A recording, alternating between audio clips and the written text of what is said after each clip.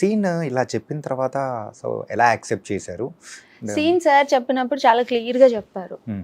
ఇలా ఎలా ఉంటుందంటే, సార్ నేను అయితే బోల్డ్ సీన్స్ చేయను సార్.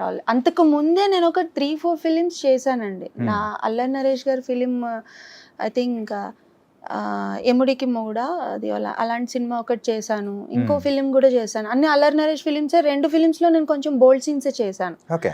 సో అది అసలు ఎవరికి తెలీదు. సో నేను అనుకున్నా, సర్లే ఎవరు చూసాడులే, రిలీజ్ అయినప్పుడు ముచ్చట, రిలీజ్ అయినా కూడా నన్ను గుర్తుపట్టాలి, నేను చేసిన సీన్ గుర్తుపట్టాలి, ఇంత ఉంది కదా చేసి పడేద్దామా అనుకున్నా.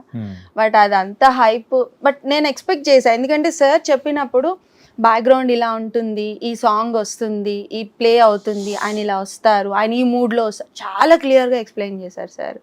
సో ఐ థాట్ లైక్, ఇంకా ఆయన కూడా ఫిజియోథెరపీ డాక్టర్, సందీప్ రెడ్డి వంగ గారు. ఓకే. సో మీరు కూడా ఫిజియోథెరపీ కొంచెం అనిపించింది. సో ఓకే, ఈయనకి ఇంత క్లారిటీగా చెప్తున్నప్పుడు పిక్చరైజేషన్ కూడా అంతే ఉండొచ్చేమో, ఎందుకు చేద్దాము, ఈయన చేసాం కదా ఇంకోటి చేద్దాం అని చెప్పి చేస్తాను అంతే. ఓకే. బట్ చాలా బాగా వెళ్ళిపోయింది. ఓకే.